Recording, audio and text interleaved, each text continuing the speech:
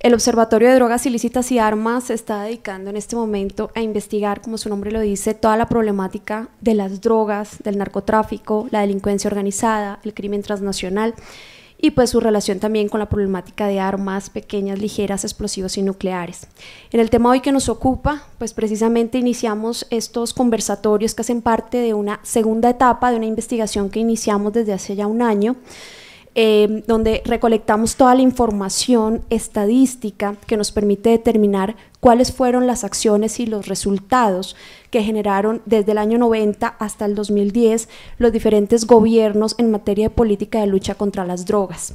En esa primera etapa recolectamos esta información, detectamos más de 100 indicadores que nos permiten medir lo que es una política de lucha contra las drogas y pues realmente estamos en esta segunda etapa en la que obviamente una investigación como esta no se puede quedar en la teoría y en los datos, queremos realmente en la parte práctica confrontar de alguna manera nuestra información, nuestra investigación con los actores vitales de esta implementación de políticas, entre ellos los expresidentes, los exdirectores de policía, los exdirectores de estupefacientes, entre otros actores muy importantes que diseñaron e implementaron la política de lucha contra las drogas.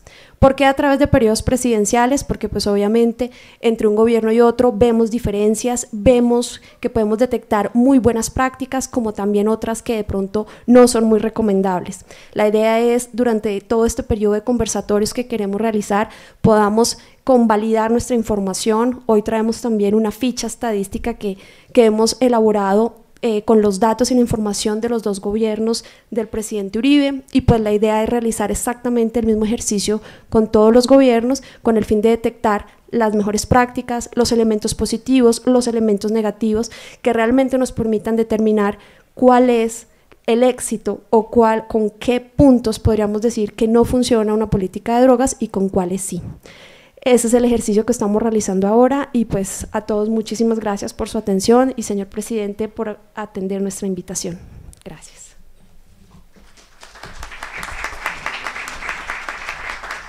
Me honra mucho venir a la universidad nuevamente. Voy a dividir esta intervención en los siguientes puntos. Primero, les voy a contar algunas cifras que hemos venido recolectando que pueden ser útiles para el debate sobre legalización o no de las drogas. Segundo, contarles qué hizo nuestro gobierno. Tercero, dar una opinión sobre el debate de legalización de las drogas y, por supuesto, abrir esto a las preguntas de ustedes. Le voy a entregar esta presentación. Es fatigosa, abultada en cifras, pero que puede servir para la investigación a la señora decana. Algunas cifras. Pongan cuidado a esto. La Tierra tiene 510 millones de kilómetros cuadrados. El territorio colombiano 1.150.000. El globo 510 millones. De los 510, 148 millones son de superficie terrestre. El área sembrada en coca y amapola es de menos de 350.000 hectáreas, o sea, mínima, frente a la superficie. La Tierra tiene aproximadamente 7.000 millones de habitantes. El número de consumidores, sumando todas las drogas, incluso las sintéticas, lo estiman entre 150 y 270 millones de personas. En cocaína es el 0.3% de la población. Entonces, la pregunta que se hace uno es, para el debate de la legalización, ¿se le puede crear el riesgo a 7.000 millones de habitantes por la circunstancia de 0.3% de consumidores?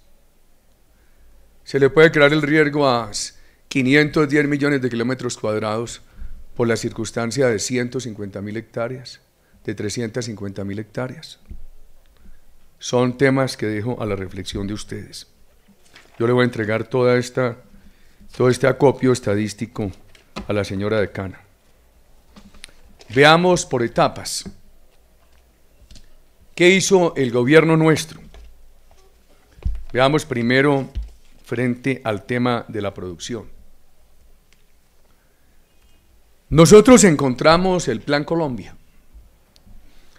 No obstante que yo no estoy de acuerdo con la política de orden público de la administración que me precedió, siempre apoyé la decisión de esa administración de negociar el Plan Colombia. Incluso recuerdo que en el año 2000, recién negociado el Plan Colombia, asistí yo a reuniones en Ecuador donde encontré una gran agitación en contra del Plan Colombia. El Plan Colombia, en mi concepto, fue muy bueno, ha sido muy bueno, ha creado una serie de motivos de agitación en contra de Colombia en el extranjero. Yo los percibí directamente en Ecuador. Y me da la impresión que detrás de toda esa movilización contra el Plan Colombia en Ecuador estaba la guerrilla colombiana. Y me refiero al año 2000. Empieza el Plan Colombia y la guerrilla colombiana empieza a agitar, a hacer propaganda en contra del Plan Colombia en países como Ecuador. Empieza a provocar fenómenos de desplazamiento de colombianos de la frontera hacia Ecuador, a crear la idea que era el Plan Colombia el que generaba ese desplazamiento, cuando era un desplazamiento fundamentalmente inducido, provocado por la guerrilla, y empieza a crear la idea de que se está poniendo en riesgo el sistema ambiental de la frontera, el tema de la selva, el tema de los ríos, por el Plan Colombia. El gobierno nuestro avanzó en las fumigaciones e introdujo la erradicación manual. A través de Acción Social, introdujimos la erradicación manual que no estaba incluida en el Plan Colombia. La incluimos como una decisión unilateral de nuestro gobierno. ¿Qué veíamos? Que las fumigaciones se podían adelantar en zonas de terrenos planos donde había cultivos de gran extensión.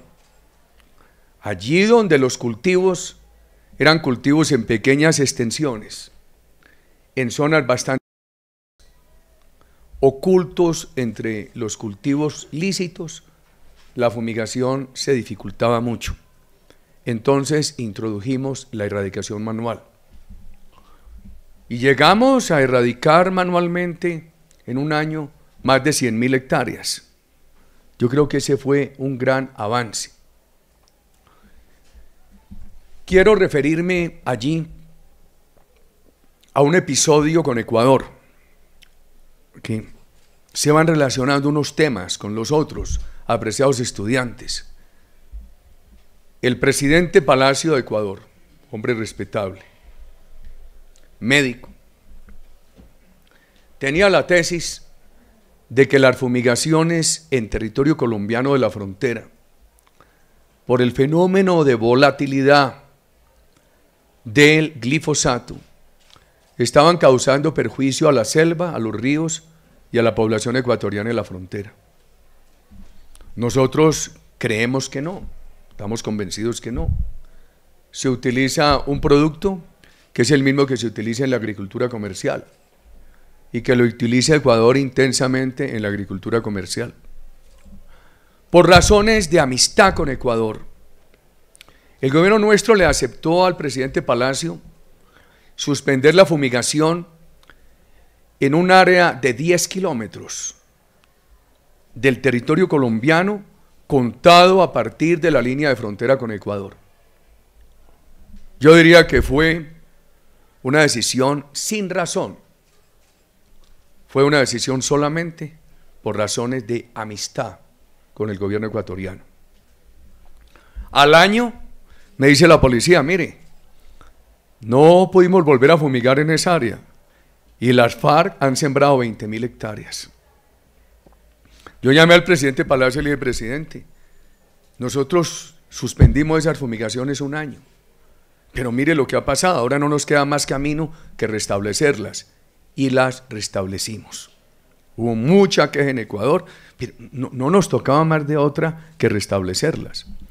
Y paradójico, ¿no? Toda esa concentración de siembras estaba en la zona de frontera, pero del lado colombiano, no del lado ecuatoriano. Me decía el embajador Julio Londoño que hace poco tuvo la oportunidad de visitar Tumaco y encontró que se está dando hoy nuevamente el fenómeno. Del lado colombiano, abundante siembra de coca, no así del lado ecuatoriano. La FARC se refugiaba en Ecuador, tenía negocios en Ecuador, pero sembraba la coca en el lado colombiano, no sembraba la coca en el lado ecuatoriano. Nosotros restablecimos la fumigación. Vino el cambio de gobierno en Ecuador. A finales de 2006 se eligieron al presidente Correa. El presidente Correa en la campaña, en la primera vuelta presidencial, se necesitó en ese momento 2 vueltas presidenciales en Ecuador. El presidente en la primera vuelta presidencial como candidato, en alguna forma legitimó a la FARC, porque insistió mucho en el discurso de que no era un movimiento terrorista, a pesar de que se conocía todo el daño terrorista. Nosotros reclamamos, yo reclamé airada y públicamente contra eso.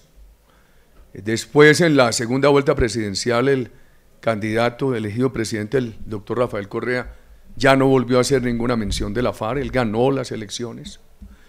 Yo lo encontré como presidente electo, él, creo que a finales de enero de 2007, en la posesión de Daniel Ortega en Nicaragua. Fui por la mañana a Nicaragua a la posesión, regresé en la tarde y nuestra conversación fue esta: el gobierno colombiano completaría ese ciclo de fumigación sobre esas 20.000 hectáreas y enseguida, por razones de amistad, el gobierno colombiano desistiría de seguir fumigando en ese territorio colombiano de 10 kilómetros contado a partir de la línea de frontera, por atender razones de amistad con el gobierno ecuatoriano, y volveríamos a la erradicación manual. Dicho y hecho, es 2006 y 2007, y es un año muy difícil. Nos matan muchas personas en la frontera. Yo recuerdo que en una ocasión me correspondió ir ahí cerca, en todo el sur del Putumayo, está Puerto Asís. Enseguida hay otra localidad, justo en el río San Miguel, enfrente del Ecuador, a recoger los cadáveres de 28 soldados colombianos. La FARC se ubicó en Ecuador, vino, los asesinó y volvió a refugiarse en Ecuador. Momentos muy duros de la vida, apreciados jóvenes. Recoger los cadáveres de 28 soldados colombianos acribillados para enviarlos a los papás y a las mamás. Nuestros erradicadores manuales de droga eran asesinados desde el otro lado. Ellos erradicaban droga en este lado, desde el otro lado les disparaban, o desde el otro lado hacían incursiones y los asesinaban. Hicimos desde el principio del gobierno 5 o 6 intentos, hasta que finalmente abatimos a Raúl Reyes. Causó muchas dificultades diplomáticas. Recuerdo que al otro día del abatimiento de Raúl Reyes en la selva ecuatoriana, una personalidad muy importante de Colombia me llamó y me dijo: mire, presidente, para evitarse problemas diplomáticos, lo mejor que usted puede hacer es echar al comandante de la Fuerza Aérea. Y de ninguna manera, esta operación se hizo bajo mi responsabilidad, como han sido todas. Yo echo al comandante de la Fuerza Aérea, seguramente evitamos problemas diplomáticos, evito yo problemas políticos, pero le causamos al país el gran problema de que la confianza que han ganado nuestras Fuerzas Armadas se puede perder. Efectivamente, lo que yo hice esa noche fue decir que yo era el único responsable de la operación, que asumía toda la responsabilidad y que le daba todo el crédito por ese logro del abatimiento de Raúl Reyes a la Fuerza Aérea. Él, desde ese campamento ecuatoriano, manejaba todo ese negocio de coca en la frontera y además manejaba el secuestro de Ingrid Betancourt.